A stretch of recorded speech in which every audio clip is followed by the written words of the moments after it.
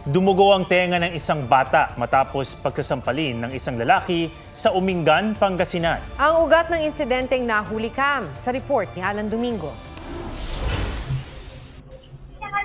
Pasugod na lumapit sa dalawang bata ang isang lalaki sa Umingan, Pangasinan at sunod-sunod na pinagsasampal ang 10 taong gulang na batang nakadilaw.